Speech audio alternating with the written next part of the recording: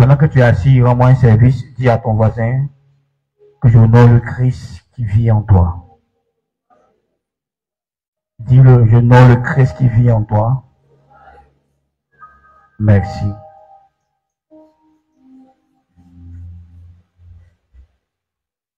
Vous avez les salutations de mon père spirituel. Depuis le week-end passé, il est là, il est en Côte d'Ivoire. Et dans la semaine du 11, nous aurons un séminaire avec lui. La semaine du 10 au 16, nous aurons un séminaire avec lui. Donc, prends tes dispositions. Nous aurons 3 soirées avec lui pour qu'il bénisse l'église avant la fin d'année, parce qu'il part le 22, il retourne le 22 à Paris. Donc, il a souhaité bénir l'église avant de partir. Donc, on va organiser un séminaire pour qu'il le fasse. Si tu es d'accord avec moi, acclame Jésus.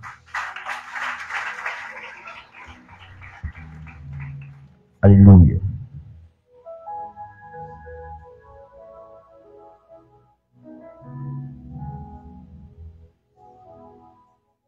Donc, dans la semaine du 11 jusqu'au 16, on vous donnera exactement les 3 jours qu'on passera avec lui.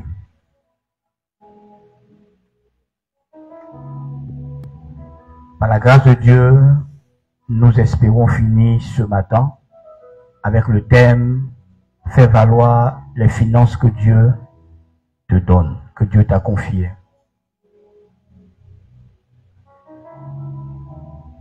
Et comme j'ai dit, c'est vrai que nous parlons des finances, mais c'est en réalité tout ce que Dieu t'a confié que tu es censé faire fructifier. Parce qu'un jour tu rendras compte à Dieu de tout ce qu'il t'a confié. Amen, amen. Nous allons prendre nos Bibles rapidement dans le livre de Matthieu, le chapitre 25 à partir du verset 14.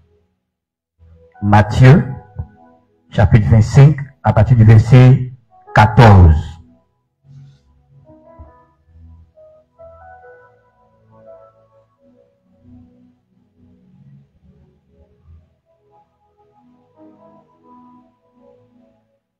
Matthieu 14, et Matthieu 25 plutôt, verset 14 à 30.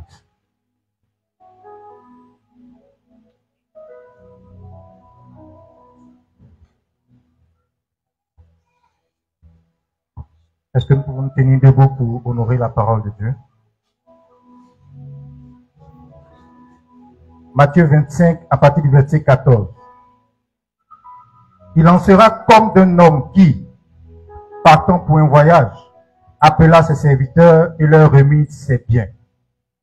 Il donna 5 talents à l'un, 2 à l'autre, et au troisième, et 1 au troisième, à chacun selon sa capacité, et il partit.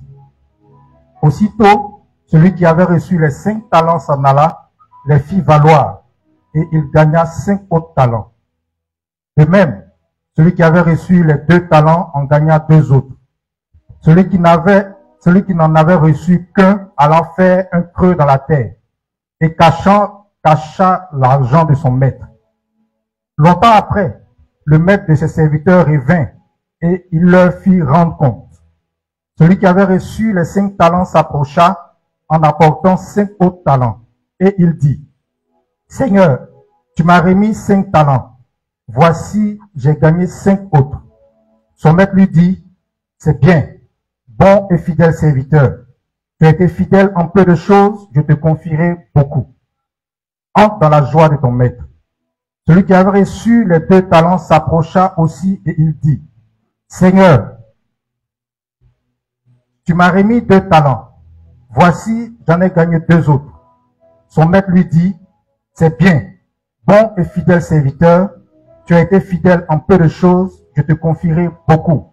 Entre dans la joie de ton maître. » Celui qui n'avait reçu qu'un talent s'approcha ensuite et il dit, « Seigneur, je savais que tu es un homme dur, qui moissonne où tu n'as pas sémé et qui amasse où tu n'as pas vanné. J'ai eu peur et je suis allé cacher ton talent dans la terre. Voici, prends ce qui est à toi. Son maître lui répondit, serviteur méchant et paresseux, tu savais que je moissonne où je n'ai pas semé et que j'amasse où je n'ai pas vanné. Il te fallait donc remettre mon argent au banquier et, à mon retour, j'aurais retiré ce qui est à moi avec un intérêt. Ôtez-lui donc le talent et donnez-le à celui qui a les 10 talents. Car on donnera à celui qui a, et il sera dans l'abondance. Mais celui qui n'a pas, on ôtera même ce qu'il a. Et le serviteur inutile, jetez-le dans les ténèbres du dehors, où il y aura des pleurs et des grincements de dents. Amen. Veuillez Amen. vous asseoir.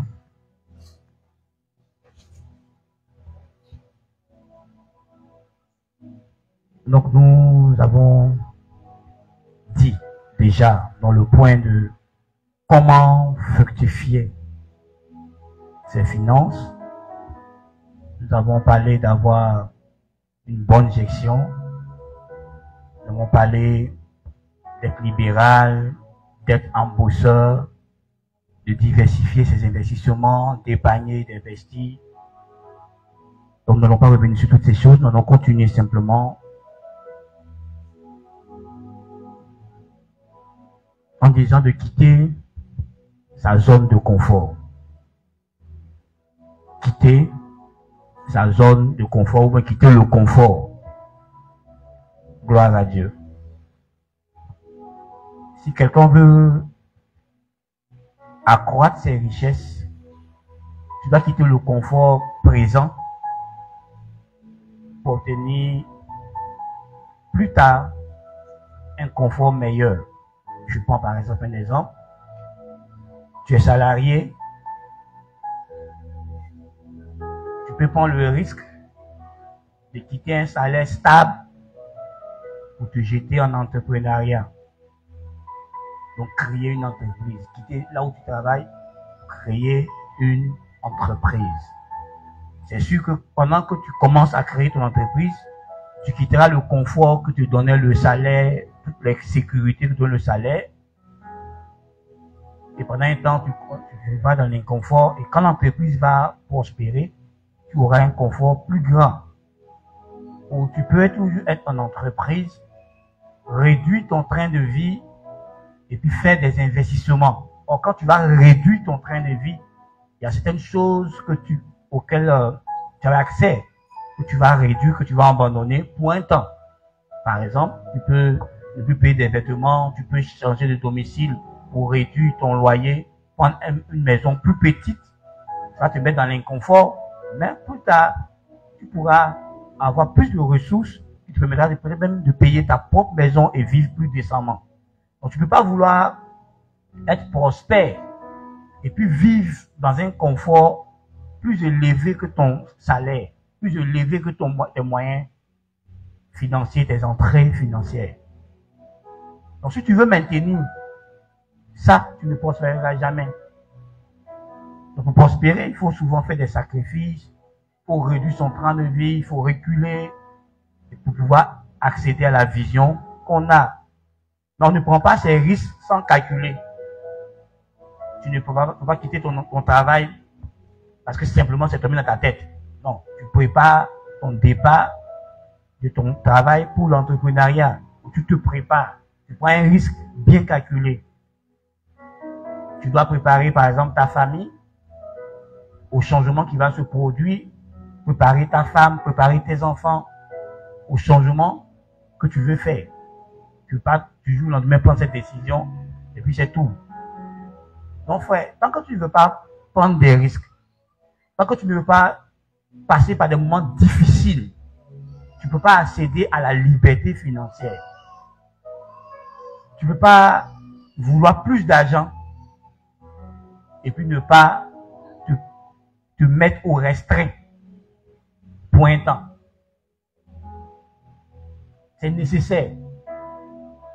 Si tu auras plus d'argent, tu seras obligé de gérer le peu que tu as, donc de réduire ton train de vie, de te mettre au restreint, d'être dans l'inconfort pour avoir plus tard un confort plus grand.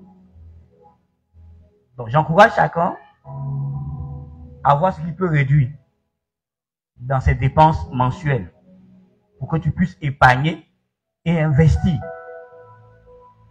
Donc, si tu payais, par exemple, chaque mois des habits, tu devras changer ce comportement et garder l'argent et te satisfaire de quelques vêtements que tu as et puis garder de l'argent pendant une certaine période. Prends cet argent, l'investis pour que ça t'apporte en retour. Gloire à Dieu. Ensuite, comme le texte nous l'enseigne, il faudra apprendre à être fidèle dans les moindres choses. Pour que Dieu te confie de grandes choses, Dieu te testera toujours sur ta fidélité dans des petites choses, dans des moindres choses, dans des choses insignifiantes. C'est là que Dieu testera ta responsabilité, c'est là que Dieu testera ton engagement, c'est là que Dieu testera ton dévouement, Dieu testera ton sérieux. Si tu ne peux pas te discipliner pour bien accomplir de petites choses, ce n'est pas de grandes choses qui demandent plus de discipline, plus de responsabilité que tu feras. Vous voyez, quand tu as un enfant, la discipline que tu mets autour de ton temps, ta vie pour le gérer, t'occuper de lui, sera plus grande quand tu as 2, tu as 3, tu as 4, 5 enfants. Est-ce qu'on se comprend? Si Dieu te confie une église de 20 membres et que tu n'arrives pas à garder les 20 membres, même à augmenter, ne serait-ce que quelques personnes sur cette église, comment tu veux que Dieu te confie 100 églises de 20 membres, ou 100 églises de 200 membres, ou une seule église de 1000 membres? Comment? Comment tu veux que Dieu te confie ça? Si tu n'arrives pas à travailler pour 20 membres, c'est pas pour 1000 membres que tu pourras travailler. Si tu n'arrives pas à gérer ton temps et être efficace avec 20 personnes comme membre d'église, c'est pas avec 200 personnes, 300 personnes, 500 personnes, c'est pas avec plusieurs églises que tu pourras le faire. Donc Dieu nous teste dans les moindres choses. Et comment on a vu dans le test? Dieu a donné à chacun selon sa capacité. Donc quand Dieu te confie une chose, Dieu a déjà mesuré lui-même ta capacité, de quoi tu es capable, et puis te confie la chose. Celui qui a eu un talent était capable, selon Dieu, de gérer ce seul talent et de le multiplier. Mais lui ne l'a pas fait. Et ceux qui ont eu plus que lui, eux, ils l'ont fait. Ils ont multiplié leur talent, ils ont eu le double. Parce qu'ils se sont disciplinés.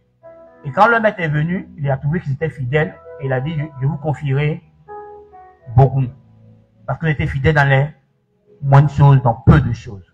Et celui qui n'a pas été fidèle, on lui a arraché même le 1 talent qu'il avait pour le confier à celui qui a été fidèle, qui a eu 10 talents. Donc Dieu, avant de te confier de grandes ressources dans le royaume, il te teste. Il te donne de petites choses. Et il va voir comment tu vas gérer ces petites choses. Frère, tu as 100 000 francs par mois. Tu n'es même pas capable d'épargner 5 000 sur les 100 000. Tu trouves que c'est insuffisant.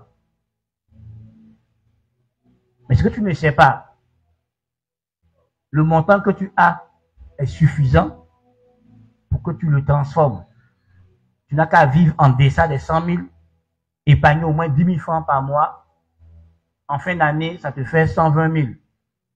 On peut commencer une activité, une toute petite activité 120 000. Et quand tu commenceras l'activité 120 000, ça te fera 2 sources de revenus.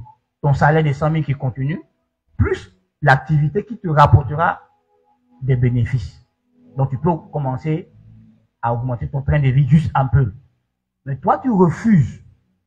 Dieu te donne 80 000 par mois. Calcule ça en fin d'année. Ça fait 960 000 que Dieu t'a donné dans l'année.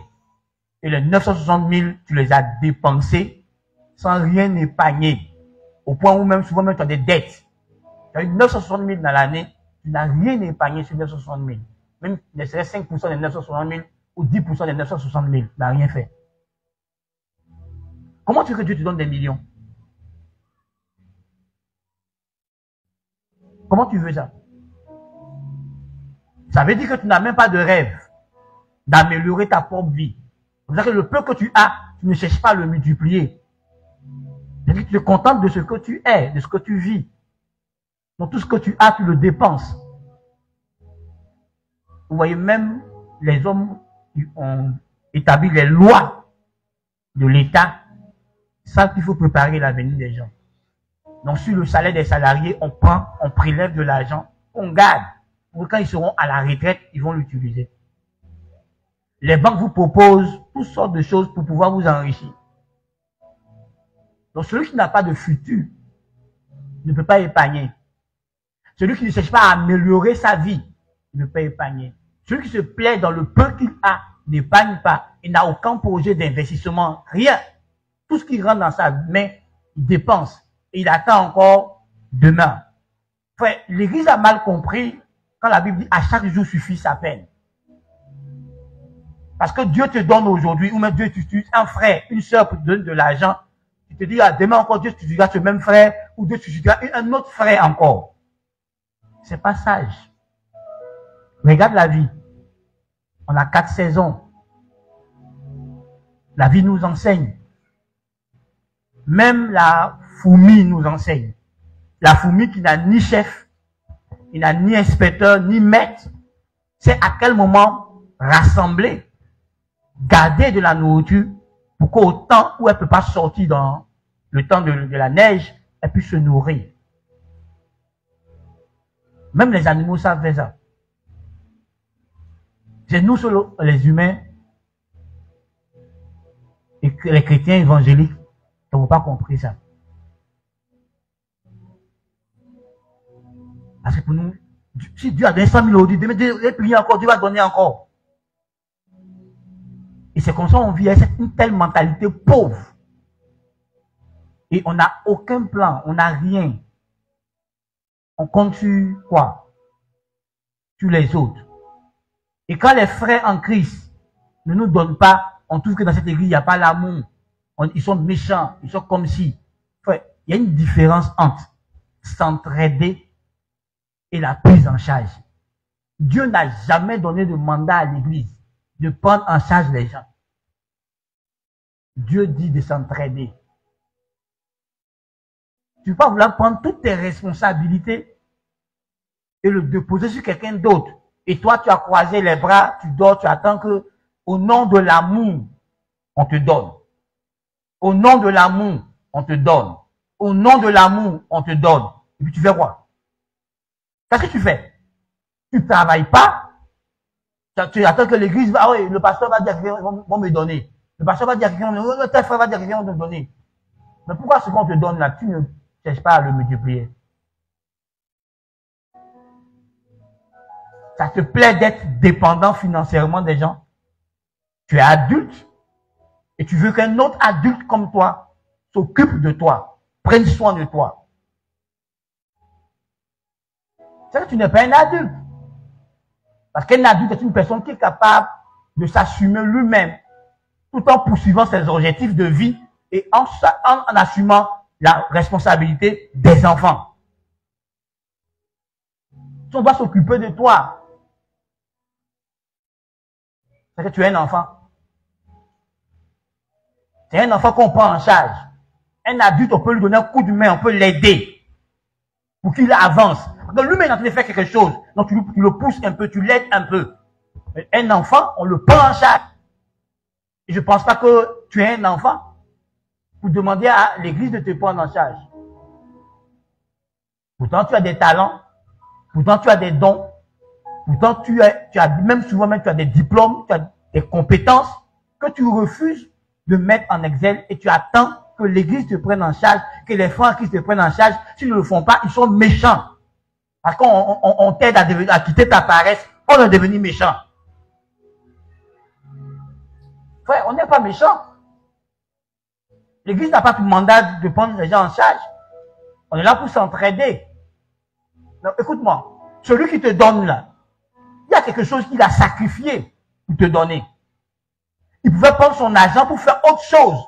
Il a sacrifié, il t'a donné.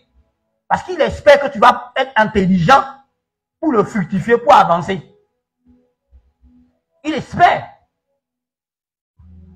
qu'en t'aidant, il n'aura plus à refaire. Celui qui te donne là, il a des rêves. Il a ses objectifs de vie. Il a des responsabilités familiales. Donc il ne peut pas passer tout son temps à te donner. Et c'est ce qui tue l'Afrique. On demande à l'aîné des familles de prendre tous les adultes de la famille en charge. On demande à un oncle qui a réussi de prendre tous les adultes de la famille en charge. Et ces adultes attendent à la fin du mois que l'oncle distribue de l'argent. S'il ne le fait pas, il est méchant. Frère, quand ton oncle t'a donné 500 000, tu as fait quoi avec? Tu as bouffé, tu as t'asseoir. D'autres le cran, on lui donne 500 000, il s'est endormi à l'hôtel. Il fait Java. Et puis il attend qu'un oncle lui donne encore 500 000 encore. Je suis désolé. La petite chose qu'on te donne là, pourquoi tu ne penses pas à le fructifier? Écoute-moi, ton mari te donne rien de poche. Peut-être 50 000 francs par mois, ou même 20 000 francs par mois. Qu'est-ce qui t'empêche, toi, femme, d'épargner 5 000 et puis de dépenser les 15 000? Et puis prendre les 50 000 là pour aller payer parfum pour commencer une activité. Tu dis, moi, tu commences une activité avec 50 000. Quand ton mari verra, il va te demander, mais comment tu as fait? Non, c'est là que tu me donnes pour déjeuner. J'ai épargné dedans parce que je veux faire une activité. Ça l'encouragera à investir dans ton activité. Mais il te donne l'argent, tu bouffes. Toi-même, ton mari te donne 100 000, 200 000. Tu t'en fais mèche humaine pour mettre sur ta tête. Et puis tu es assise dans la maison à un mèche humain. Et tu attends qu'il donne encore 200 000 encore pour aller payer deuxième. 300 000 encore pour aller payer deuxième. Je suis désolé. Pourquoi les 300 000 qu'il t'a donné là? Tu t'es pas arrangé pour garder au moins 100 000 ou 150 000 pour faire une activité. Ouais, le jour où ton mari est serré et puis se tourne vers toi, ma chérie, tu peux m'aider et tu dis non. Dans sa tête, il te dit ce qui se passe. C'est là qu'il voit que tu es inutile dans sa vie. Tu te demandes pourquoi il t'a marié, tu sais à quoi. Demandez aux hommes, demandez la plupart des hommes, on est confronté à ça. Il dit, mais c'est la même, elle fait quoi? Je ne peux pas coûter sur elle financièrement, elle fait quoi même dans ma maison ici? Tu te demandes ça. Il y a des moments où tu as besoin que ta femme te vienne en aide. Et surtout quand l'aide que tu demandes là est insignifiant. Je suis serré, chérie, paye la facture. Je ne peux pas. Et puis tu as ta facture. 15 000. Elle ne peut pas payer 15 000. Quand il rentre, souvent, ta tête ne revient pas, tu l'énerves. Quand tu payes que sur toi. Tu dis, mais il a fait quoi? Au fait, tu as fait quelque chose que tu ne sais pas. C'est que tu n'es pas utile. Il a des pressions financières et puis il ne peut pas compter sur toi. Et puis, tout il ne peut pas compter sur toi dans sa pression financière. Tu l'envoies encore. Chérie, il te dit quoi? Chérie, tu vas voir. Mais pourquoi? Parce que simplement, tu n'as pas compris qu'en tant qu'aide, tu es censé aider financièrement ton mari. Et nous, on est en Christ, hein. Et cette vérité-là n'est pas entrée dans la tête de nos femmes, hein, de nos sœurs en Christ, hein. Elles gardent l'ancienne vérité du monde, qui dit que l'homme doit s'occuper de sa femme à 100%. Ça, c'est ce que le monde dit. Dieu dit que tu es une aide semblable à ton mari. Une aide à tous les niveaux de ton mari. Donc, tu peux être chrétienne et puis ne pas aider ton mari. Ouais, même si tu payes simplement même cubage, même, ou une boîte, même d'allumettes, même si tu charges bouteille et gaz, même il va respirer. Là, tu vois comment bien. Tes 2000 francs de gaz là, si tu as payé, lui peut te donner, poser ça quelque part, ça va déjeuner les enfants. Donc tu vois, quelqu'un a dit que lui, on doit poser question aux jeunes filles d'aujourd'hui. Quand tu veux te marier là, tu as quoi offrir à ton mari, en dehors de ton corps? Parce que tu envoies ton corps, lui aussi il envoie son corps.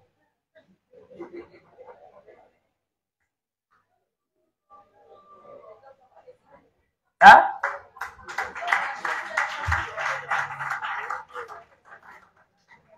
Donc tu vois, mais lui il avait son argent. Toi tu amènes quoi? Ton corps. Il amène ses idées. Tu amènes quoi? Ton corps. Et puis tu dis au monsieur là, qui a souffert seul, il a bâti la maison. C'est notre... C'est notre quoi? Notre maison. Notre frère papier là, il a mis qui propriété? Propriété dans qui? Propriétaire dans qui? Est-ce qu'il y a ton nom sur propriétaire? Si c'était ensemble, il y avait ton nom et puis son nom. Mais tu vois, il a mis lui seul son nom. Parce qu'il reconnaît que c'est lui seul qui a fait sa chose. Mais quand il parle, comme il est pacifique, il dit oui, ma femme, c'est notre maison. Mais quand tu vois titre propriétaire, on dit Monsieur Kona Hervé. Est-ce que ton nom est à côté? Non. C'est ça le problème.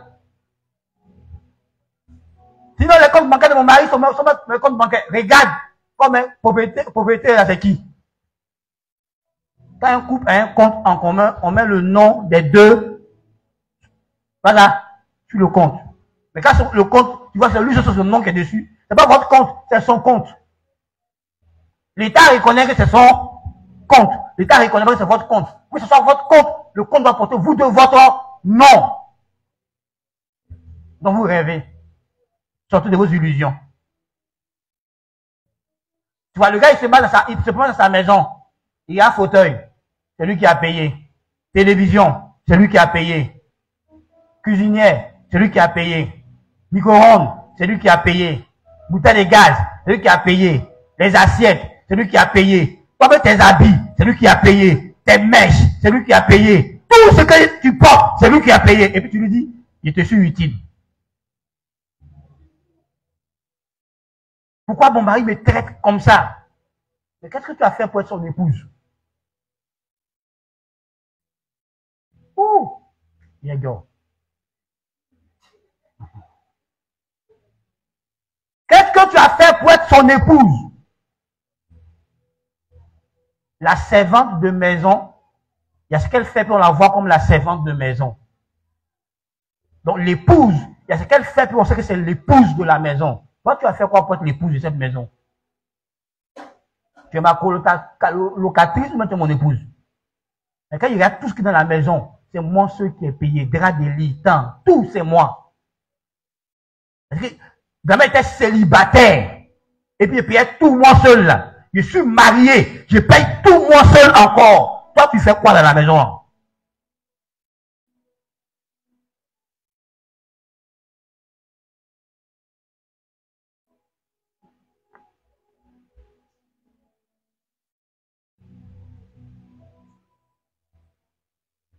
Donc toi, lui, il le ressent, il le vit. Quand tu payes quelque chose dans la maison, toi-même, tu sais pas ça. Tu sais pas. Tu sais. Tu n'as pas payé assiette, mais tu casses l'assiette. Tu n'as pas payé verre, mais tu casses les verres. C'est toi qui casses les choses dans la maison. Ouais. Qu'est-ce que tu as fait pour marquer ton mari, pour dire que je suis une épouse, je suis là?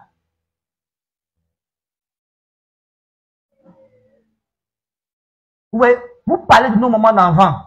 De nos moments d'enfant. Même si les enfants ne savent pas, mais dans le secret, elles aident leur mari. Assiette à la maison là, ce sont nos moments qui payaient. Nous aujourd'hui, là, nous on paye. Et même si tu es parti au marché, toi, tu es allé au marché, Mais c'est pas ton argent qui a payé, c'est mon argent qui t'est donné pour aller au marché. Je sais ça dans ma tête. Mais c'est pas ça. Mais c'est que tu donné mon argent pour aller payer. Frère, non, mon enfant. Pourquoi leur mari, je les frivoles au dehors, ils ne sont pas prêts à perdre leur femme. Parce que souvent, il a arrêté au dehors, tu vois, il est garçon. Et sa femme qui a mis les yas dans sa poche. Mais c'est leur secret de couple là-bas. Moi, il est découvert quand le jour où mon papa a marié ma maman légalement. Donc, quand on lui a demandé de prononcer un discours, c'est quand il a donné les raisons de sa femme là, que j'ai découvert que même dans ma scolarité, ma mère a participé. Dans beaucoup de choses, ma mère a participé. Les biens de mon papa, les biens matériels de mon papa, ma mère a participé.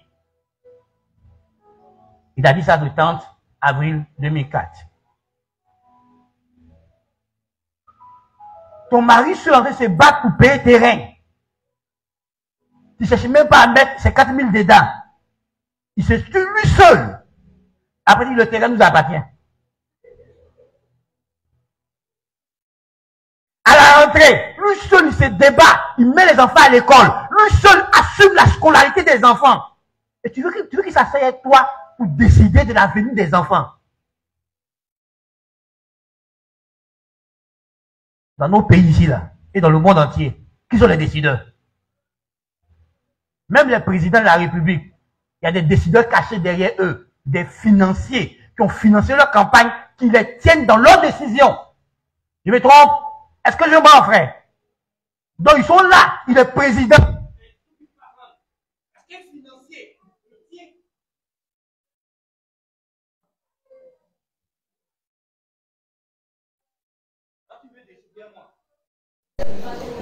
Il ne fait rien pour qu'on soit ensemble.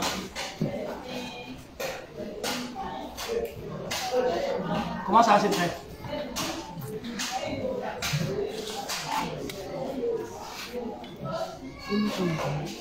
Comment? Je veux qu'elle s'efface.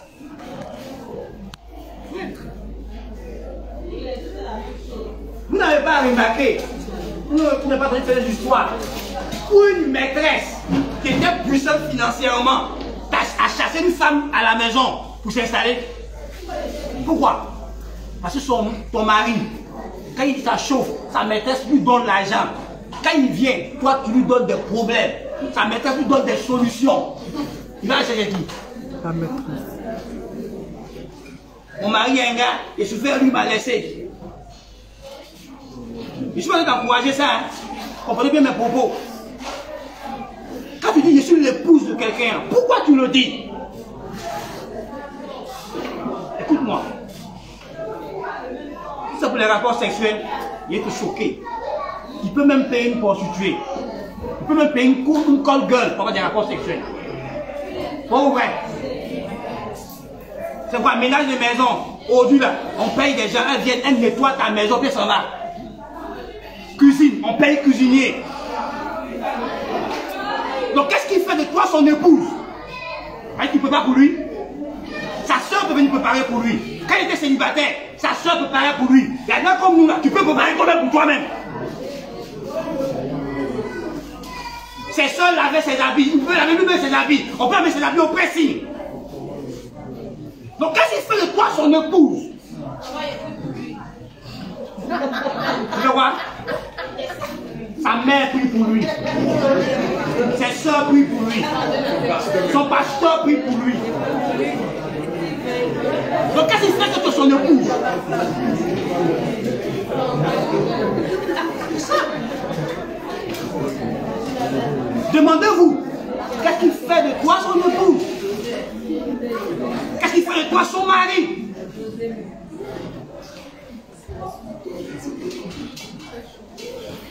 Ouais. Ici, Madame Tan, il y a quelque chose de spécial qui fait quoi, Madame Tan? Découvre-le. Parce que toutes les autres choses là, il peut l'avoir ailleurs. Donc, pourquoi il t'a épousé? Il y a une chose que tu as, que tu dois savoir, et le mettre en exergue dans ton foyer. Amen.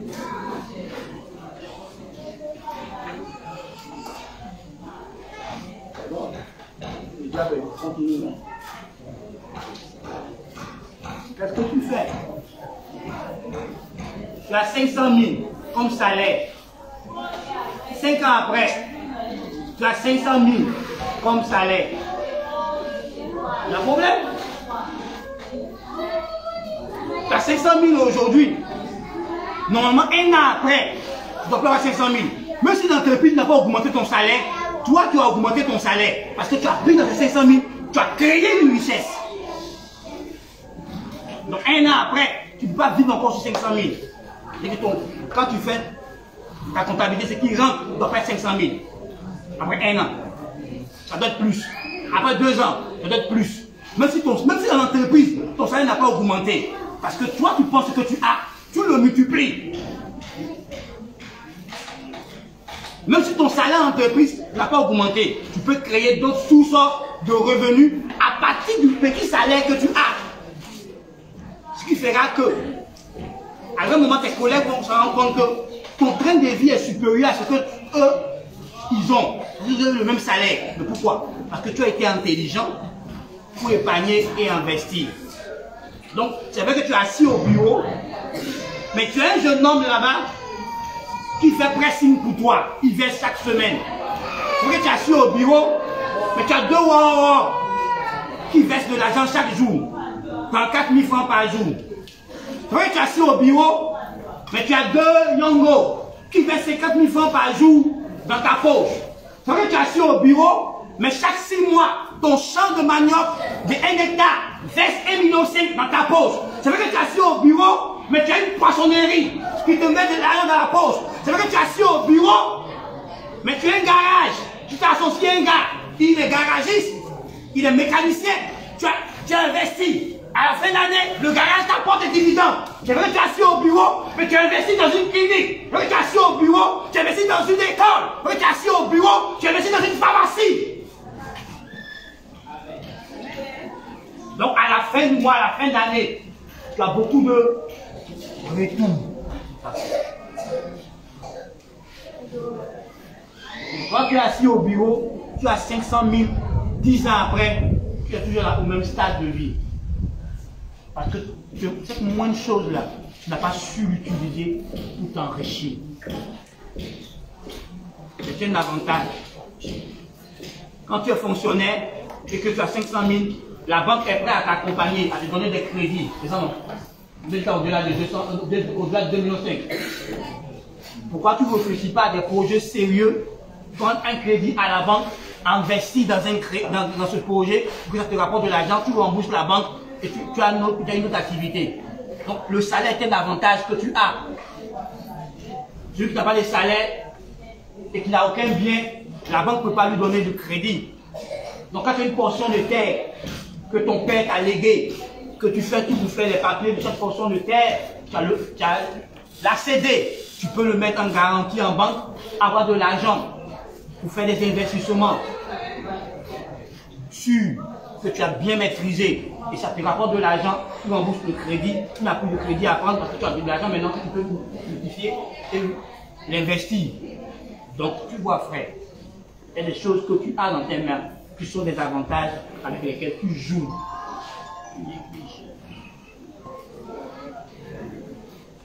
Frère, avec 1,5 million, tu peux investir dans poulet. Donc tu t'arranges. À partir de juin, tu fais l'élevage de poulet. En décembre, tu vends ta vente. Dans 6 mois, tu les vends. D'autres même vendent à 4 mois. Tu es là, tu as de l'argent sur toi. À la rentrée, tu trouves un petit coin. Tu vas voir les gens. Tu prends des cahiers en gros, tu prends les livres en gros. Et tu vends dans ton quartier. Commerce temporaire. Juste pour la rentrée. Après ça, tu n'es plus libraire. Tu es libraire occasionnel. Tu es vendeur de poulet occasionnel. Bon, tu payes des machines, tu fais des barres de glace. Aujourd'hui, en Côte d'Ivoire, boulangerie, là, ça pousse comment? Champignon. Tu t'arranges à établir des contrats avec plusieurs boulangeries. Tu deviens riche. Tu vois, la pauvreté, c'est dans ta tête. Tu ne penses pas. Ce que vous appelez insuffisant, Dieu n'appelle pas insuffisant. Vous voyez comment bien. Jésus dit faites-les asseoir. À quel moment? On lui présente 2 pains et 5 poissons. Pourtant, ils avaient présenté 200 deniers. Il n'a pas pris les 200 deniers. 200 deniers, ça pouvait payer plusieurs pains et plusieurs poissons. Mais c'était insuffisant, mais c'était plus grand que 2 pains et 5 poissons. Ce qui était insuffisant aux yeux de ses disciples, Jésus l'a multiplié. Et ça nourrit plus de 4000 hommes, plus de 7000 hommes. Donc ce qui est dans ta main, le regard que tu as est le problème. La perception que tu as est le problème. Si tu vois loin, tu verras que ce qui est dans ta main est de la richesse. Bon, au lieu de boire l'eau glacée, pourquoi tu ne transformes pas ton frigo en moyen de commerce? Quand tu bois l'eau glacée, là, ça te rapporte quoi? Ça te rapporte quoi? Mais si tu vendais ton frigo, que tu vendais Bissap, tu vendais Nyamankou, tu vendais ceci, ça te rapporterait l'argent. Aujourd'hui, les gens utilisent leur portable pour avoir l'argent. Toi, tu as un portable, tu fais quoi avec? Tu as page TikTok, tu fais quoi avec? Bon, quand tu es sur TikTok, tu vois tes camarades, elles vendent sur TikTok. Toi, tu les regardes, tu ris. Après, toi-même, tu fais quoi? Tu fais photo, et puis tu mets, tu regardes ça. Bon, les gens qui ne veulent pas TikTok pour des riches, toi, tu as pour toi, pour des pauvres. Là, tu passes ton temps à faire Internet. Mais ça ne te raconte rien.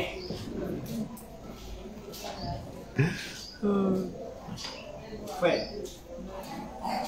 Ma chérie, il faut t'apporter, il t'apporte. Quand tu t'apportes, elle a plusieurs flores, elle a l'argent. Quand tu as tapoté, ta main t'es fait mal, tu as quoi?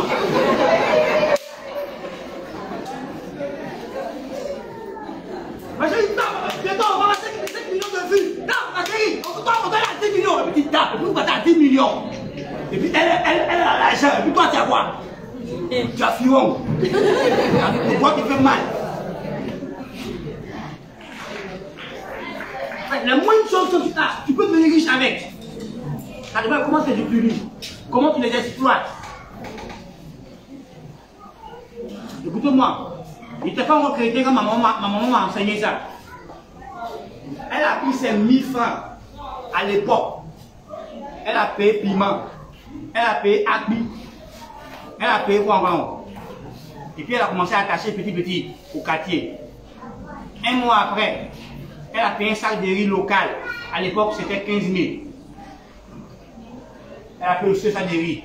Elle a commencé à vendre 1 kilo. Après, c'était 2 sacs de riz. Après, j'ai eu 3 sacs de riz. Ainsi de suite. J'ai eu magasin de riz. Riz local. Riz importé. J'ai vu ma maman le faire. J'ai vu ma maman faire champ. Quand on était à la frontière de Côte d'Ivoire, Ghana. Et il a dit maman faire poulailler. Non, d'abord même quand on est à la frontière Côte d'Ivoire, Burkina, à Bouna et à Baralé précisément. Je l'ai vu faire. J'ai vu mon père payer 2 vaches et puis un taureau. Et puis au fur et à mesure, on a eu beaucoup de vaches, beaucoup de taureaux. J'ai vu mon père payer une chèvre et puis un bouc. Qui sont devenus des chèvres et des boucs. Mon père payait 2 brebis et puis un bélier. Devenir des brebis et des béliers en grand nombre. Je l'ai vu faire.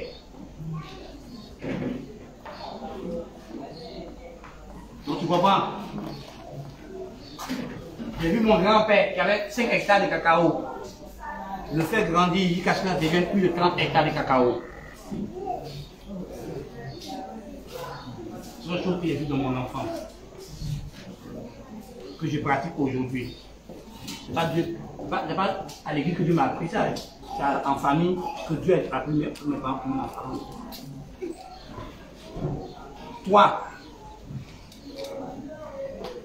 tu vois, tout de même, quand il y a babadé, un jour, un dimanche comme ça, ma femme allait ramasser ses pagnes qu'on lui a donné cadeau. Au lieu de garder pour coudre, elle a commencé à vendre. Ça lui a donné un fonds de commerce. Et il observe, hein, il va voir évoluer un peu dans son fonds de commerce. Je l'observe. Je la regarde. Oui, je l'observe. Je la regarde. De temps en temps, il doit un peu dans pour l'encourager pour voir. Mais je vois. Et je vois bien qu'on est en train d'évoluer. Voilà. Vous comprenez? Je vois bien qu'elle évolue. Alors son Yahoo. Quand elle faisait que ça ne marchait pas, et puis tout, on devait tout verser. Peut-être de croiser, il prend la unité, il faut reprendre. Recommence.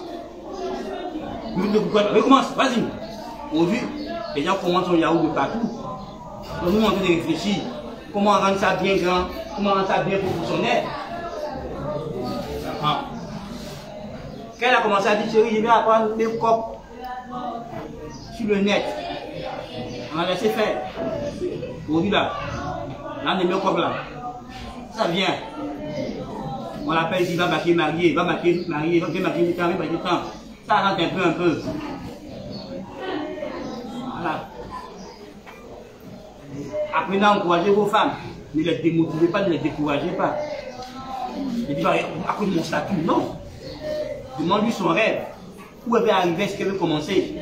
Encourage-la petit. Soutiens-la. Ça deviendra grand. Si toi tu mets ton idée dedans, ça deviendra grand. Les gens qui sont milliardaires aujourd'hui, à partir du commerce, non. Commerce d'eau, commerce d'électricité, commerce de portable, commerce de chaussures, commerce de ceci, commerce de cela. Tu les côtoies, ils sont des milliardaires. Même quand tu fais hôtel, c'est commerce, c'est pas commerce.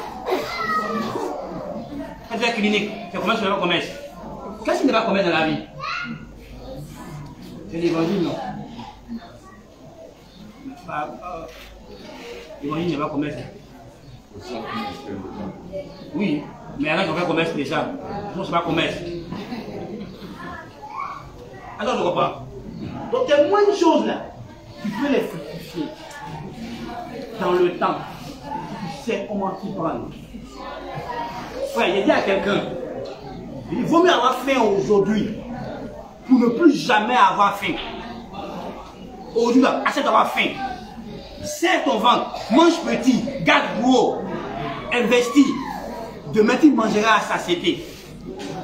Et quand tu mangeras, tu n'auras pas peur. Aujourd'hui, tu manges, visite tes billes. Mais demain, tu seras assis à ta table. Il y a entrée. Et puis, le nombre d'entrées que tu veux. Tu peux avoir 5 entrées. 5 plans de résistance. 3 desserts. Frère, parce que tu as un chef cuisinier que tu payes tout le fin du mois pour qu'il prépare pour toi. Donc il te propose tout ça. Donc quand tu viens manger là, tu as le choix. Aujourd'hui là, on n'a pas le choix. S'ils ont mis piment à devant toi, tu n'as pas le choix. Donc, vaut mieux souffrir aujourd'hui pour ne pas que tu souffres demain. Donc à toi-même, oppresse-toi. Pas ce qui va t'oppresser. Toi-même, oppresse-toi. Tu vas croiser un ami d'enfance. Et puis on causait. Et puis je lui ai dit, change ta manière de vivre pour être plus heureux. Et puis tu vois, je paye à la fin du mois. Toi que tu connais là, tu as au moins 3 maîtresses. Et 3 copines. Je suis sûr ça. Je dis, mon frère, tu connais même. Elles sont 5. Il dit, ok. Les 5 là, ça fait du mois, tu leur donnes quelque chose, non? Il dit oui. Il dit, calcule ce que tu leur donnes aux 5. Gardez. En 1 an.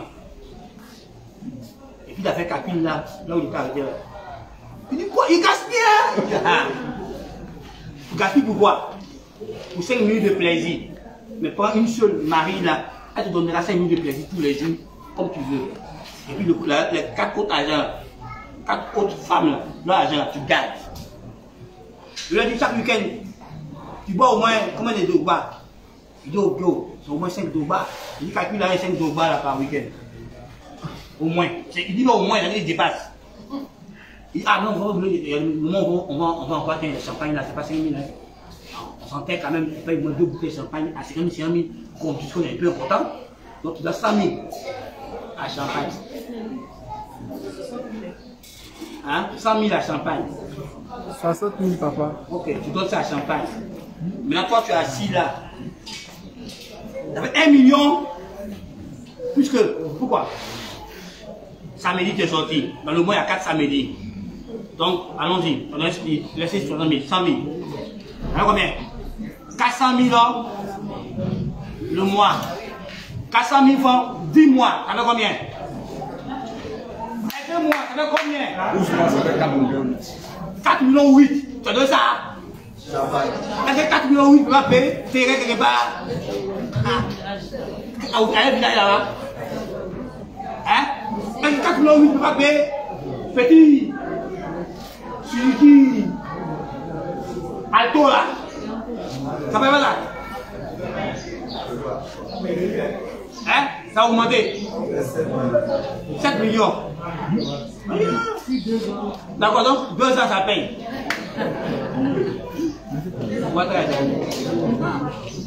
Le gouverneur, donc 4 millions 8 là. 4 millions 8 là, ça peut faire. Écoute-moi bien, ça peut faire 10 hectares de champs de manioc. Parce qu'un seul hectare de champ de manioc, son investissement c'est 150 000. Donc 4 millions 8, il prend un bâton et demi. Il fait 10 hectares de champs de manioc. Il prend un autre bâton et demi. Non, il prend 2,5 millions. Il fait 10 hectares de champs de maïs. 200 000, ça fait 1 hectare de champs d'igname. Tu ne travailles pas les dents, tu loues la terre, tu payes les gens pour nettoyer, tu payes les gens pour planter. C'est ça qui fait les 200 000. Toi, tu ne travailles pas. Donc, si tu as 10 hectares de champs d'igname, tu récoltes. Ça peut faire combien d'hectares de champs de tomates? Tomate, c'est un mois et demi, puis ça pousse. Souvent 3 mois, selon la variété. Et puis ça pousse. Mon frère, la terre est dans le pays là. Mais toi-même, tu fais quoi avec ce que tu as? Tu gaspilles. Frère, comment il faut regarder? Tu gaspilles. Tu as un portable qui coûte au moins presque 900 000, ou même 400 000, 500 000. Va à l'eau. Donc, un autre portable moins cher que toi, mais il y a des fonctionnalités que ton portable c'est cher, c'est que lui. Donc, frère, tu vois, pour devenir riche, il faut acquérir la sagesse de Dieu et opérer selon la sagesse de Dieu. Allons dans Proverbe 24. Proverbe 24. À partir du verset 3, quelqu'un a trouvé une pour moi.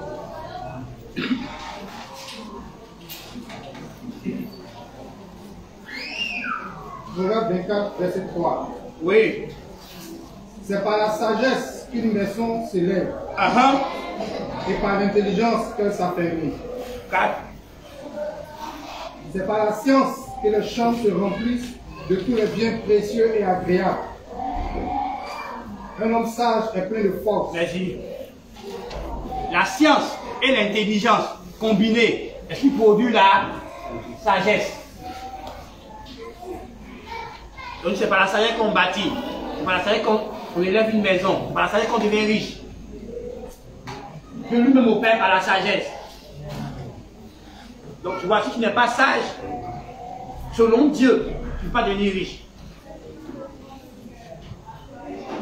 Donc il faut acquérir la sagesse. Il faut développer la sagesse. Quand tu prends Proverbe chapitre 8, prends pour moi, pardon. Tu lis le verset 1 d'abord. Proverbe 8, verset 1. La sagesse ne crie-t-elle pas? L'intelligence ne lève-t-elle pas sa voix? Maintenant, reviens au verset 10. Préférez mes instructions à l'argent et la science à l'or le plus précieux. Car la sagesse vaut mieux que les perles. Elle a plus de valeur que tous les objets de prix. Continue. Moi, la sagesse, j'ai pour demeure le discernement, que je possède la science de la réflexion. Mais la crainte de l'Éternel, c'est la haine du mal. L'arrogance et l'orgueil, la voie du mal. Et la bouche perverse, voilà ce que je hais. Verset 14. Le conseil et le succès m'appartiennent. Je suis l'intelligence. La force est à moi. Merci. Le conseil et Le succès appartient à qui? Non, selon le test. À la sagesse. La sagesse te donnera des conseils précieux. Et ces conseils te conduiront au succès, à la réussite. La sagesse détient le bonheur, détient les bonnes choses. Donc si tu es un homme sage, une femme sage, tu seras heureux dans la vie.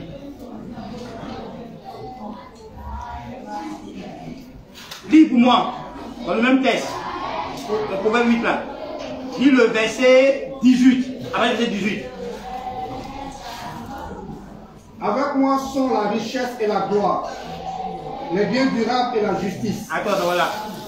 Les richesses, la gloire, les biens durables et la justice est qui? Et la sagesse. Donc si tu n'es pas un homme sage, tu ne peux pas devenir riche, tu ne peux pas être un homme de renom, un grand homme, une grande dame.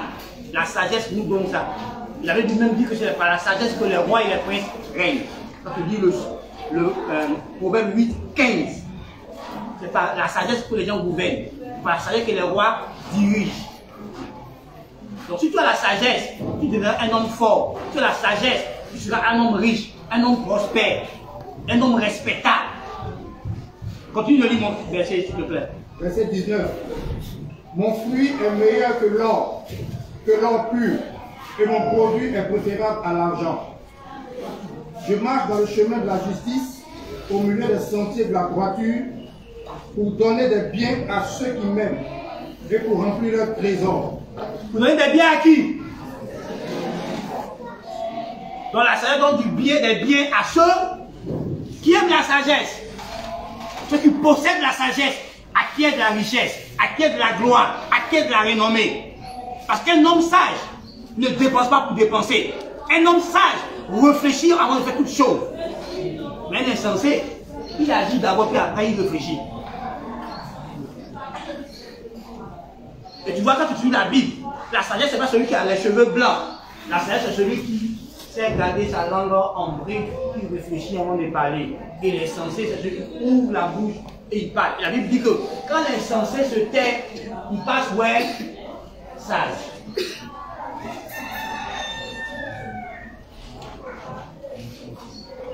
Frère, écoute-moi bien. Longtemps comme toi, j'ai cru qu'on bâtit avec l'argent. Donc je cherchais l'argent. Parce qu'on bâtit, il découvre qu'on ne bâtit pas avec l'argent, on bâtit avec la sagesse. Parce que quand tu as la sagesse, tu auras de très bonnes idées et ceux qui ont l'argent auront besoin de toi.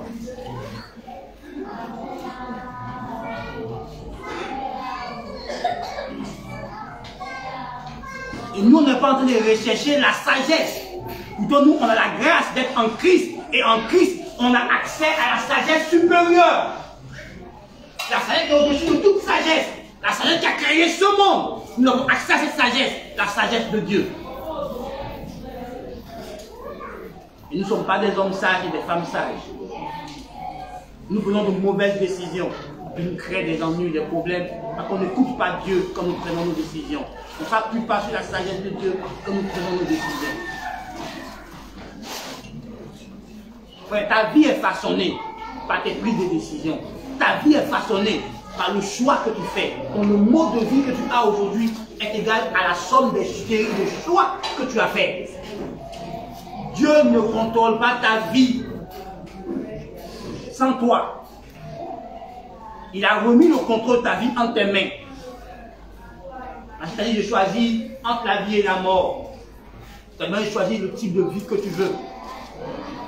Mais il t'a seulement dit, écoute-moi. Donc, c'est nous choisi d'écouter Dieu. Nous choisi de ne pas écouter Dieu. Et nous choisi de craindre Dieu. Et c'est nous choisi de ne pas craindre Dieu. Donc, la vie que tu as est le fruit de ton propre choix ou des séries de choix que tu as fait. Tu peux choisir d'écouter Dieu en vivant. Quand tu peux choisir de ne pas écouter Dieu. C'est ton choix. Et Dieu ne fera rien. Pour que le diable opère dans ta vie, c'est toi qui lui ouvres la porte quand il te propose la tentation, il te propose le péché. Pour que Dieu agisse dans ta vie, tu lui ouvres la porte lorsque tu décides d'obéir à Dieu. C'est ça qu'on dit soumets-toi à Dieu. Donc c'est toi qui te soumets à Dieu. Donc tu peux résister à Dieu. Donc si Dieu contrôle ta vie, c'est que tu as voulu qu'il contrôle ta vie. Si Dieu ne contrôle pas ta vie, tu as voulu qu'il ne contrôle pas ta vie. Tu lui as résisté par l'incrédulité et par les doutes. C'est à toi de fermer la porte au diable en décidant de croire en Jésus. Le diable va rôder autour de toi, mais il n'aura pas accès à ta vie. Parce que ta foi te permettra de lui résister. Donc si tu ne crois pas en Dieu, tu ouvres la porte au diable. Ton incrédulité chasse Dieu de ta vie et appelle le diable dans ta vie. Si le diable règne dans ta vie, c'est toi qui lui as donné la permission de régner. Si Dieu règne dans ta vie, c'est toi qui as permis à Dieu de régner. Tu as décidé de lui faire confiance.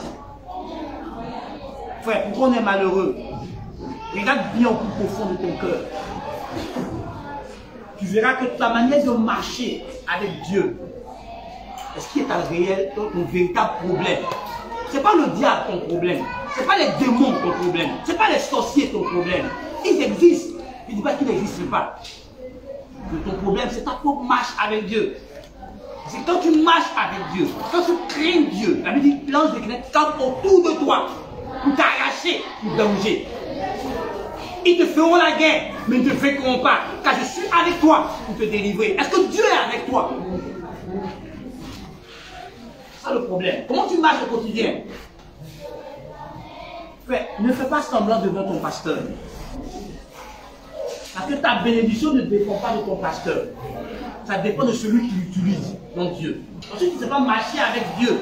Ton pasteur va crier. Tu vas prier. La prière sera peine, je sais. Parce que toi-même, tu n'honores pas Dieu par ta vie.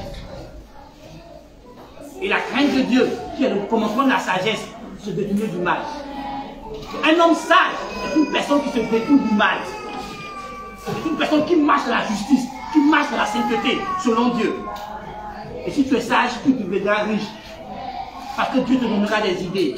Dieu te donnera de comprendre la vie d'une autre manière. Je lisais un livre où l'auteur a donné un point. Et puis il a expliqué le point.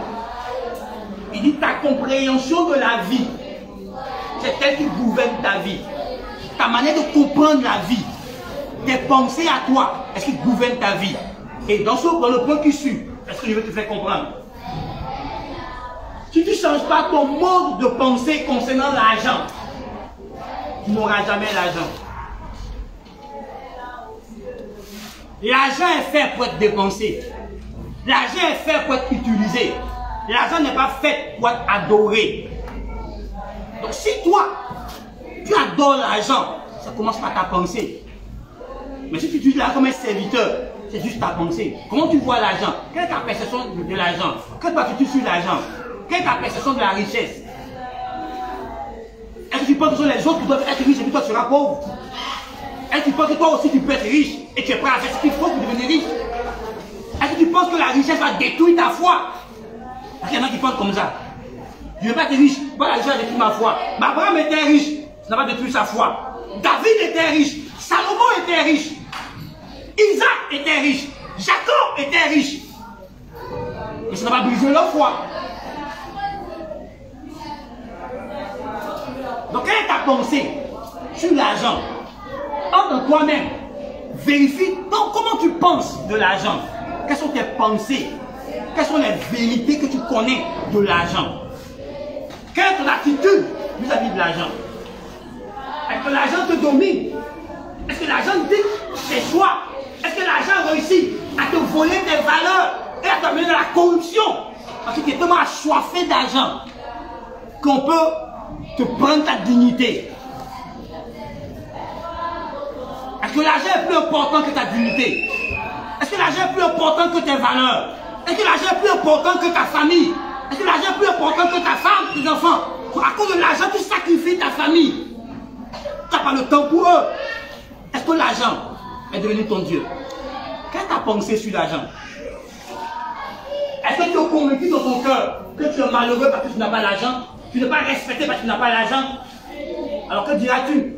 Quand des gens qui ont l'argent, quand des gens qui ont l'argent ne sont pas respectés, quand des gens qui ont l'argent sont malheureux, tu verras que ta pensée est fausse. Ton bonheur ne dépend pas de l'argent. Ton bonheur dépend de celui que tu portes à l'intérieur, Jésus-Christ. quelle est ta pensée sur l'argent? Est-ce que tu penses que l'argent est là pour t'aider à réaliser tes rêves, pour faire de bonnes choses, pour accomplir de bonnes choses avec Dieu? Qu'est-ce que tu penses sur l'argent? Est-ce que c'est l'argent qui définit ta valeur? Est-ce que c'est l'argent qui dit si tu es important ou tu es moins important?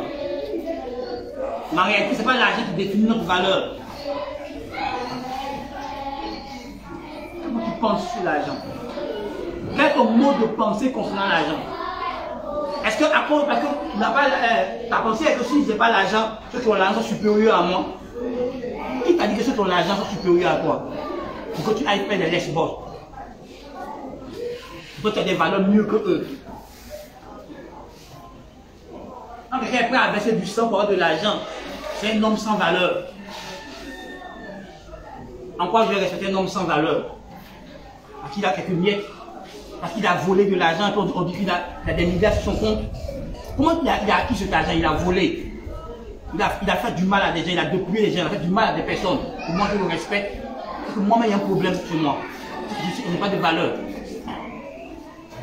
Si tu considères un homme qui n'a pas l'argent comme rien, alors qu'il a bien plus de valeur que l'argent, il a de la sagesse en lui, il a de l'intelligence en lui, il a de la connaissance en lui, il a la crainte de Dieu, il a la vie de Dieu, il peut te communiquer la puissance de Dieu, mais comme il n'a pas de matériel, il le méprise, il y a un problème chez toi. Ouais, Joseph n'avait pas de matériel pendant un temps, mais Potiphar, qui avait le matériel, qui avait l'argent, a su discerner le genre de type qu'était Joseph. Alors il a établi Joseph sur sa maison, il a encore plus prospéré. Et sa femme, qui n'a pas discerné, c'est que son mari avait discerné en Joseph. Elle a juste vu l'apparence, un bel homme, elle qui couchait. Elle a chassé la richesse de son mari. Parce que c'était Joseph qui alimentait la richesse. Il était la source de bénédiction de son mari. Elle a voulu coucher avec lui, il a dit non, il s'est retrouvé en prison. Elle a mis son mari dans des problèmes parce qu'elle n'a pas discerné. Elle a vu juste un esclave. Et son mari avait vu plus qu'un esclave. Mais il n'avait pas l'argent. C'est après qu'il est devenu riche financièrement. Quand Pharaon l'a vu, Pharaon ne l'a pas vu parce qu'il avait l'argent. Pharaon l'a élevé. Parce qu'il a dit, en qui trouverons-nous quelqu'un qui a l'esprit de Dieu comme lui, Alors Pharaon l'a choisi. Vous méprisez des personnes qui transportent Dieu. Vous méprisez des personnes qui ont Dieu en eux. Même s'ils ne sont pas conscients, mais ils ont Dieu en eux. Et Dieu peut les utiliser pour vous faire du bien. Dieu peut utiliser pour des grandes choses pour vous. Des gens qui transportent la gloire de Dieu, la présence de Dieu. Dieu vit en eux. Vous les méprisez. Pourquoi? Parce qu'ils n'ont pas l'argent. Parce qu'ils n'ont pas le matériel. Et aujourd'hui, les jeunes pasteurs ou derrière des gens qui ont le matériel, sans chercher des vrais pères qui peuvent les conduire dans leur gloire, parce que simplement on juge par l'argent. Quelqu'un m'a demandé, mon père spirituel a combien d'églises? Pourquoi je suis fidèle à mon père spirituel? Il a dit, il ne sait pas. Ce n'est pas le nombre d'églises qui est important. C'est ce qu'il transporte en lui. Il le fait. Et la Bible même dit que la gloire de la seconde maison sera plus grande que celle de la première. Donc même si moi j'ai plus d'églises que mon père spirituel, je sais très bien que c'est mon père spirituel qui m'a fait. Parce qu'il m'a enseigné de ces erreurs que j'ai évitées, ces erreurs que moi j'avance vite. Au lieu de prendre l'escalier, je prends l'ascenseur. Parce que lui m'a montré que l'escalier va me rendre en retard. Il utilise ses erreurs, il utilise tout ce qu'il a vécu, son expérience, il le met à mon service. Ça me permet de prendre de meilleures décisions dans le ministère, de meilleures décisions dans l'église, de meilleures décisions avec mes pasteurs. Parce que mon père spirituel, il essaie de se trésor à lui pour m'instruire, pour m'enseigner, pour que j'avance. Donc même quand j'avance, je sais que Dieu est passé par lui. Parce qu'il a la présence de Dieu. Et la Bible dit que Dieu donne à chacun selon ses capacités. Donc ce sont plus ses capacités que Dieu lui a données. Si Dieu m'a appelé moi, m'a mis l'église, ça ne fait pas de moi supérieur à mon père spirituel. Si Dieu l'a appelé à voir le nom qu'il a. Est-ce qu'on se comprend? Vous voyez, il y a un des fils de Dag qui représente Dag au Brésil. La plus grande église de Dag est au Brésil. Et c'est son fils qui a bâti cette église. Mais Dag est son père spirituel. Archibishop William Deckham n'a pas plus d'églises que Dag. Dag a plus de 3500 églises dans le monde.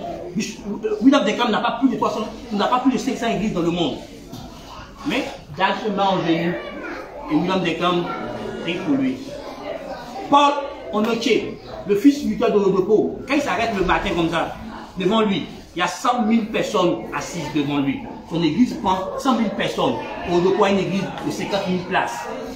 Lui a une église de 100 000 places. Mais il se met en genoux au repos prie pour lui. Est-ce que le fait que toi, tu es allé à l'école, ta maman a arrêté en 3e, et toi aujourd'hui tu as un bac plus 4 dans ta poche, tu as un master, ça veut dire que ta maman n'est rien devant toi.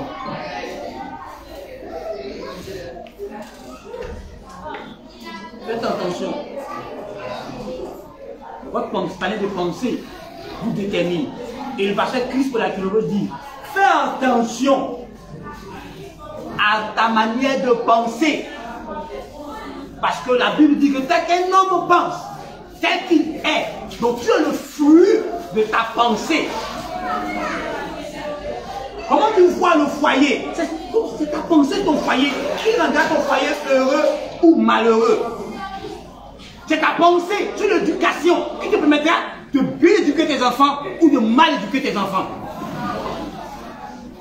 Quelle est ta pensée? Ta pensée sur les relations humaines te permettra d'avoir des relations humaines de qualité. Ou te permettra d'avoir de mauvaises relations. Quelle est ta pensée sur l'argent?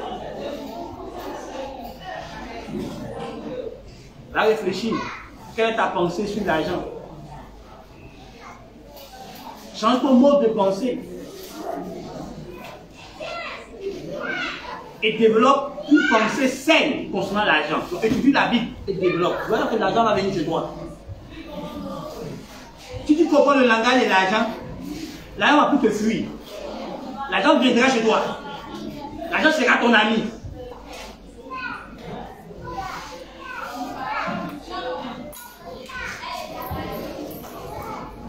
Un de mes mentors disait, il dit l'argent n'aime pas brûler mon fils. Si tu es trop brûlé, l'argent va te quitter. Qu'est-ce qu'il voulait faire comprendre? Il dit si tu fais trop de bruit autour de ton argent, tu auras beaucoup de vautours autour de toi. Mais quand tu roules dans une voiture insolente, une voiture qui indique que tu es à l'argent. Quand tu es arrivé avec ça dans un lieu, c'est normal que le matin, devant ta porte, il y a une liste de personnes qui font des doléances. Mais ta voiture dit que tu as l'argent. Voilà. Bon, le gars vient chez toi à la maison, il regarde ton carreau, c'est marque, il regarde ici. Et puis il se pose la question, puis toi, tu ne comprends pas, tu lui dis. Peut-être qu'il voit la fille. Il dit non, ça m'a coûté juste 5 millions. Et puis il va dire ça. Non, ça m'a coûté juste 5 millions. Il me dit non, 2 millions, non, 3 millions. Tu ne formes que dans ta maison, tes fauteuils, tes meubles, tes décors. Il faut au moins 10 millions. Donc il se dit que tu avais son projet. Mais si tu as vu comme moi, voilà, elle choisit à l'argent. Tu es simple comme tout le monde qui est assis. Tu dois faire l'argent. Il y a un des milliardaires du monde. La maison qu'il a, quand il était en fonction, il a quitté la fonction pour aller créer ses entreprises. Il a juste modifié la maison. Il est dans la maison aujourd'hui. Il roule une vieille voiture. Pourtant, il est multimilliardaire.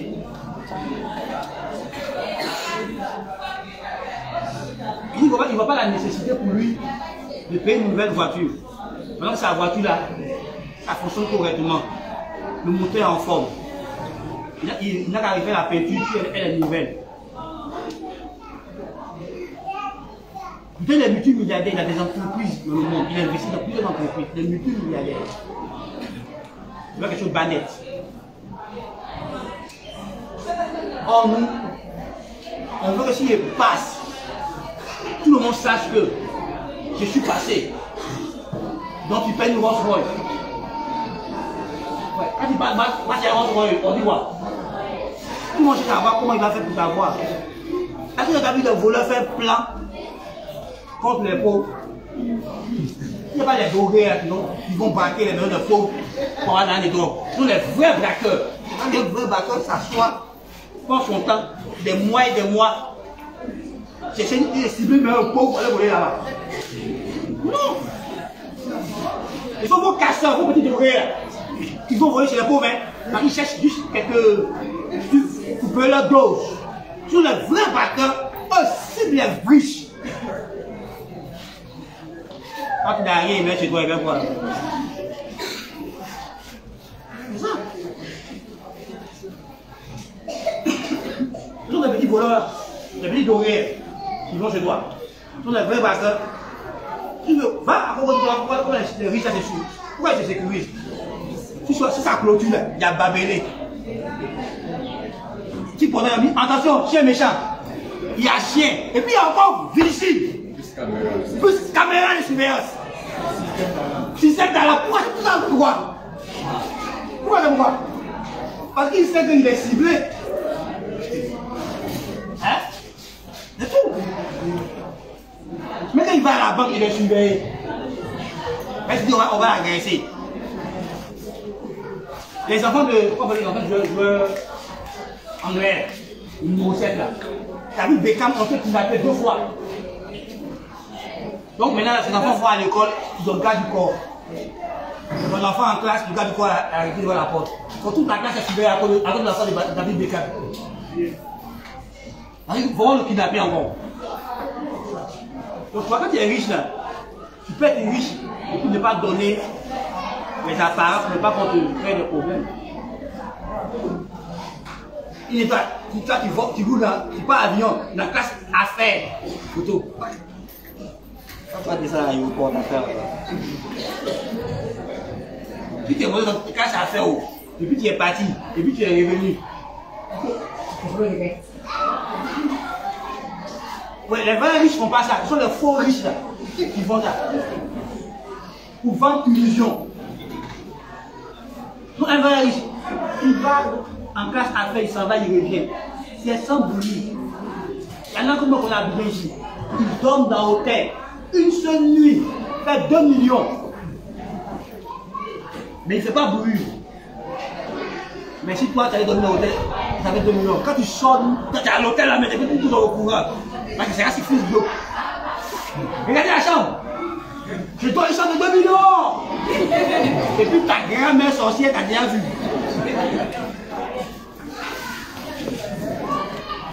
Moi, ma vie, il n'y a pas si de tout.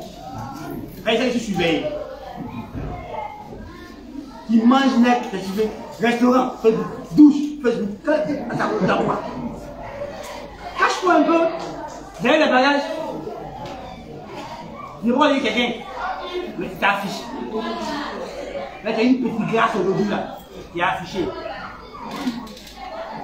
Pour être riche, il faut développer l'humilité et la crainte de Dieu. Ah, maintenant tu lis Proverbe 22, 4. Tu dis ça. C'est mon dernier point. Donc, pour être riche, deviens humble. Donc, développe l'humilité et la crainte de Dieu. Proverbe 22, 4. Allons dans Deutéronome, mon dernier point. Deutéronome 8, verset 17 à 18. Comprends-moi.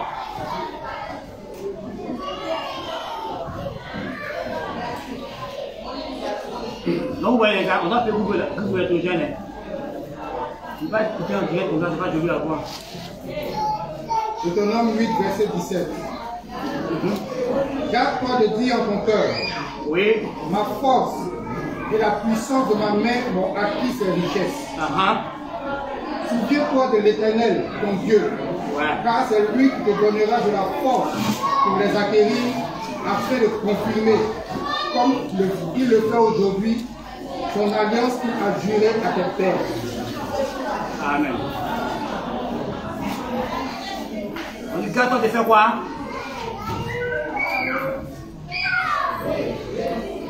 Garde-toi de faire quoi? Garde-toi de dire en ton cœur, ma force et la puissance de ma main m'ont acquis ces richesses. Garde-toi d'être orgueilleux. Garde-toi d'ignorer la source de tes richesses. Ne dis pas c'est mon intelligence, c'est ma sagesse, c'est mon dur labeur, C'est ma force qui a fait que je suis riche. Garde-toi de dire ça.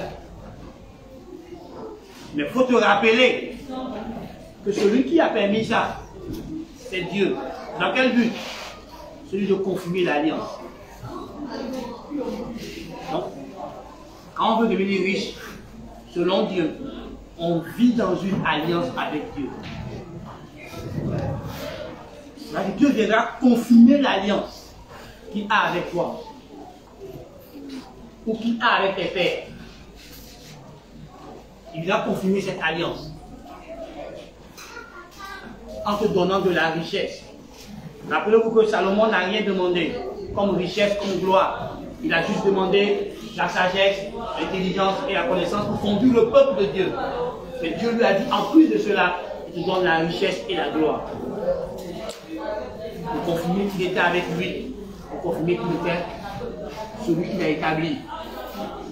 Donc Dieu confirme l'alliance qui existe entre toi et lui, en te donnant la force d'acquérir des richesses. Il faut te rappeler ça, que Dieu le fait pour confirmer son alliance. Il le fait. Et nous avons une puissante alliance qui englobe toutes les autres alliances. L'alliance du sang de Jésus-Christ. C'est l'alliance qui englobe toutes les autres alliances. Que ce soit l'alliance avec Abraham, l'alliance avec Noé, l'alliance même de la loi, etc. L'alliance avec le sang de Jésus, la nouvelle alliance, englobe toutes ces alliances. Elle accomplit toutes ces alliances. Et Dieu viendra confirmer sur ta vie que tu marches de personne à honorer cette alliance. Il confirmera qu'il est avec toi. Il démontrera qu'il est avec toi. Il se manifestera. On sache qu'il est avec toi. On sache que toi et lui, il y a un contrat qui existe, il y a un pacte qui existe et une alliance entre toi et lui. Et comme la Bible dit, on ne devient pas riche. C'est une dimension sans alliance. Soit tu as une alliance avec le Dieu vivant, ou tu as une alliance avec l'autre. Vous connaissez qui est l'autre avant? Et nous, on bénéficie de la grâce d'avoir été introduits dans une alliance par Dieu lui-même. Quand on a accepté Jésus-Christ, nous sommes entrés dans une alliance avec Dieu. Donc si tu vis en honorant cette alliance, dans cette alliance-là, la Bible dit que Jésus s'est appauvri en toutes choses pour nous enrichir. Dans l'alliance du sang de l'agneau, il y a la prospérité, il y a la richesse, la vraie prospérité. Parce que lui s'est appauvri. Parce qu'il a pris ta pauvreté pour te donner lui sa richesse. Parce qu'à la croix, il y a eu un échange de vie. Et la vie de Jésus est une vie éternellement bénie. Ce n'est pas une vie maudite. Donc, il a pris notre vie maudite pour donner lui sa vie qui est bénie. Donc, tu sais honorer la vie de Jésus que tu as. Tu sais glorifier Christ dans tes membres. Tu verras la gloire de Dieu dans tous les domaines de ta vie. Donc, il faut arrêter quand on te vole, en te disant, viens, on va te laver, on va faire bain d'huile pour que tu sois riche. On va faire une libation, on va tuer un taureau. Ce sont des pratiques occultes. Dans la nouvelle alliance, on n'a pas besoin de ces pratiques pour devenir prospère. On a juste besoin d'honorer l'œuvre de la croix, de prendre conscience de notre identité, de prendre conscience de celui qui vit en nous, de vivre dans une meilleure communion avec Dieu chaque jour. Et cette communion va produire la gloire à tous les niveaux. Tu ne peux pas déshonorer l'alliance et penser qu'une action prophétique quelconque va régler ce problème. Alors que ta vie déshonore l'alliance, piétine le sang de l'agneau, qui est le sang de la nouvelle alliance que Dieu a versé pour tout le monde. Tu dois honorer par ta vie le sang. Et la meilleure manière d'honorer le sang de Christ pour ta vie, c'est de vivre dans la sainteté. Ce sang a été versé pour ôter tes péchés, pour te redonner la sainteté, pour te rendre participant de la nature divine. Et tu ne peux pas bafouer ce sang et espérer de la part de Dieu être béni. Si tu méprises Jésus et l'œuvre de Jésus, tu méprises Dieu lui-même. Parce qu'il a rendu témoignage que la vie qu'il a donnée aux hommes se trouve en son Fils Jésus. Que celui qui a le Fils a la vie, celui qui n'a pas le Fils n'a pas la vie. Frère, honore Jésus par ta vie. Honore l'alliance qui existe en toi et Jésus.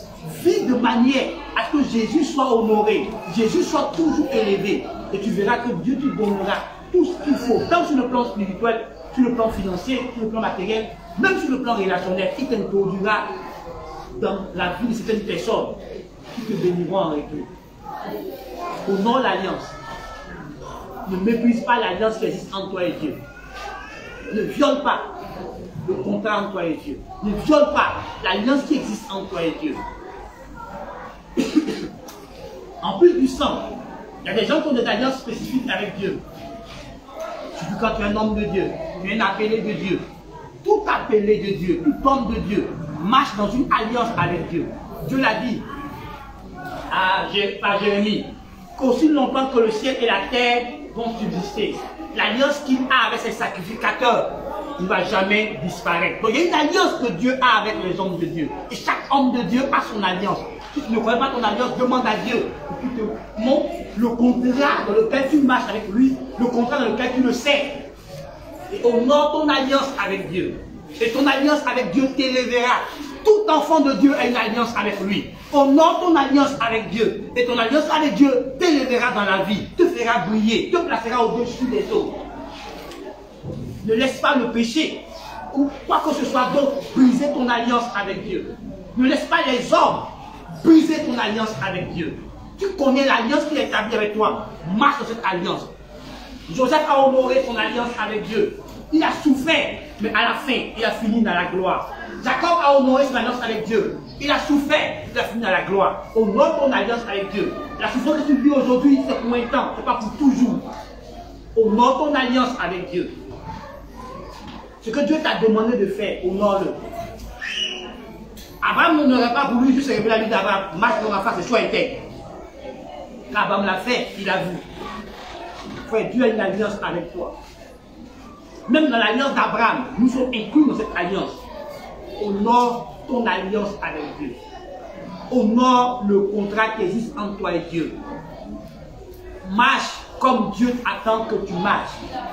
Vis comme Dieu attend que tu vives. Et tu verras que même la bénédiction est une alliance. Donc si tu ne marches pas dans l'alliance, tu ne verras pas la faveur de Dieu se manifester et créer des choses autour de toi. Ce n'est pas le matériel qui est la bénédiction. La bénédiction, c'est la faveur que Dieu a déclarée sur ta vie. La faveur que Dieu t'a accordée. Cette faveur qui fait venir à l'existence le matériel. Vous vous souvenez que Jacob a tout perdu dans la nuit. On a tout volé. Mais son père a déclaré des paroles sur lui. Quand il s'est levé, il restait l'huile. Il a établi une alliance avec Dieu. Il a dit à Dieu, je m'en vais. Si tu me bénis, voici ce que je vais faire. Et il est allé. Et Dieu l'a béni. Et il l'a fait. Quand il est revenu, il a donné à son frère une partie de tout ce qu'il avait été d'honorer la parole qu'il avait donnée à Dieu. Avant de s'installer sur la terre de Canaan à nouveau. Frère, il ne faut pas parler à Dieu pour parler. Dieu, si tu m'es venu faire ça, il faut être sûr que tu vas le faire. Il faut être vraiment certain que tu vas le faire. Parce qu'il te prouvera sur ta parole. Il te mettra à l'épreuve sur ce que tu dis. Moi, je n'ai jamais tissé d'alliance moi-même. J'ai laissé Dieu faire des alliances et puis je suis entré dedans. Donc, lui-même qui m'a mis dedans là, il me donne la force de veiller dessus. Et en tant que ministre de Dieu, je connais mes alliances. Quand ça chauffe, tu rappelles à Dieu mon alliance. Et Dieu intervient. Honore ton alliance. Tu deviendras riche sur tous les plans.